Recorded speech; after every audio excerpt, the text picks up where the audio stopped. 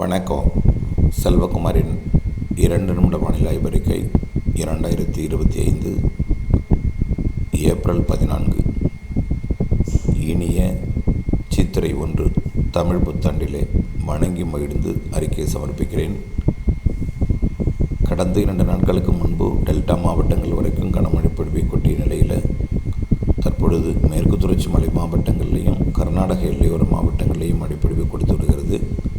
குறிப்பாக கன்னியாகுமரி முதல் நீலகிரி வரைக்கும் உள்ள மலை மாவட்ட பகுதிகளிலையும் அதனை ஒட்டியுள்ள உள்ளே திருப்பூர், கோயம்புத்தூர், ஈரோடு மாவட்ட பகுதிகளிலையும் மழைப்பொழிவை கொடுத்து கொண்டிருக்கிற நிலையில் இன்றைய மழைப்பொழிவு பாலக்காட்டு கணவை வழியாக வரக்கூடிய காற்றோட வேகம் சற்று கூடும் என்பதனால், கிழக்கு காற்றோட வேகம் உள்ளே நுழைவது சற்று குறையும் என்பதனால் திண்டுக்கல், கரூர், ஈரோடு, திருச்சி, பெரம்பலூர், புதுக்கோட்டை, சிவகங்கை, ராமநாதபுரம், மதுரை உள்ளிட்ட மாவட்டங்கள் வழியாக தஞ்சாவூர் மாவட்ட தெற்கு பகுதி, புதுக்கோட்டை மாவட்ட பகுதி மற்றும் சிவகங்கை, ராமநாதபுரம் மாவட்டங்கள் வழியாக வங்கக்கடலின் மன்னார் வளைகுடா பாக்ஜலசக்தி பகுதியை நோக்கி வந்து நள்ளிரவில் நிறைவடையும் என்று எதிர்பார்க்கப்படுகிறது.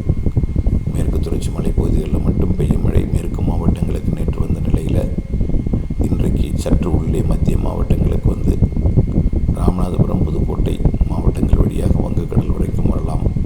இப்படி தினசரி ஒரு வழித்தடத்தை அமைத்துக் கொண்டு வங்கக்கடலோரம் வரைக்கும் மழைப்பொழிவு வரும். ஆனால் 17ஆம் தேதி வரைக்கும் தான் வங்கக்கடலில் இருந்து வரக்கூடிய கிழக்கு காற்றோட வேகம் குறைவாக இருக்கும். 18ஆம் தேதியிலிருந்து கிழக்கு காற்றோட வேகம் கூடிவிடும் என்பதனால் மழைப்பொழிவு மேற்கு மாவட்டங்கள்